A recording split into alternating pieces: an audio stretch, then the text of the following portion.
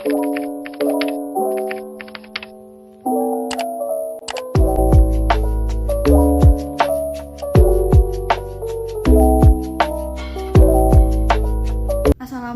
warahmatullahi wabarakatuh.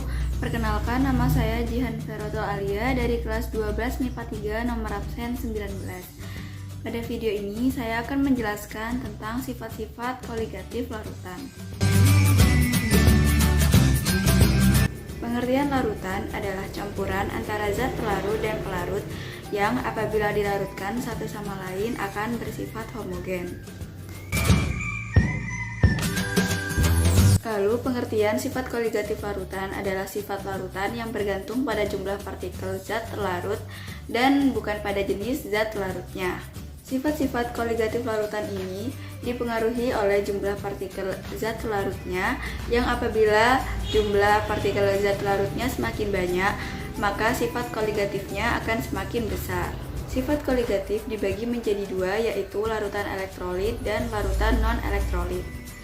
Masing-masing larutan tersebut terbagi menjadi 4, yaitu yang pertama, kenaikan titik didih dilambangkan dengan delta Tb, yang kedua, penurunan titik beku dilambangkan dengan delta Tf, yang ketiga, penurunan tekanan uap yang dilambangkan dengan delta P, yang keempat, tekanan osmotik yang dilambangkan dengan Pi.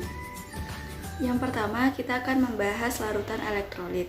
Larutan elektrolit didefinisikan sebagai larutan yang dapat menghantarkan arus listrik secara baik. Pada konsentrasi yang sama, larutan elektrolit mempunyai sifat koligatif yang lebih besar daripada larutan non-elektrolit. Hal ini disebabkan karena larutan ini mempunyai jumlah partikel yang lebih banyak.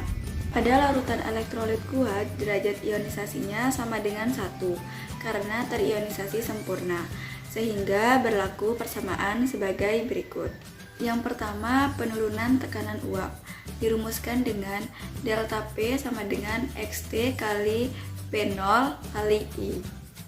Yang kedua, kenaikan titik didih dirumuskan dengan delta TB sama dengan KB kali MT kali I. Yang ketiga adalah penurunan titik beku dirumuskan dengan delta TF sama dengan KF kali MT kali I.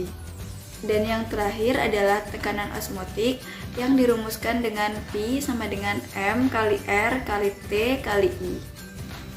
Sedangkan pada larutan elektrolit lemah, senyawa tidak terionisasi sempurna, sehingga faktor Van Hoff sama dengan 1 plus A buka kurung N-1 tutup kurung, sehingga berlaku persamaan sebagai berikut.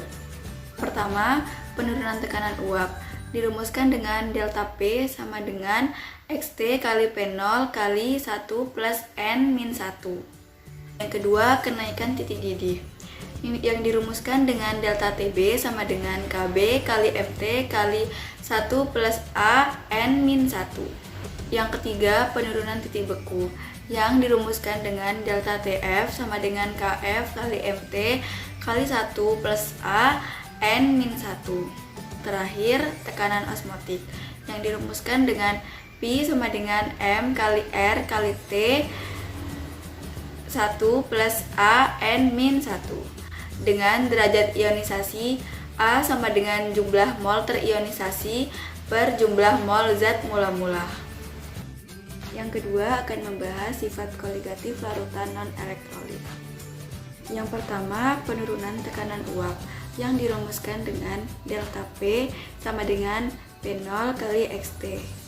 Yang kedua adalah penurunan titik beku yang dirumuskan dengan delta TF sama dengan M kali KF. Yang ketiga adalah kenaikan titik didih yang dirumuskan dengan delta TB sama dengan M kali KB. Dan yang terakhir adalah tekanan osmotik yang dirumuskan dengan I sama dengan M kali R kali T. Sekian penjelasan yang saya sampaikan. Terima kasih. Wassalamualaikum warahmatullahi wabarakatuh.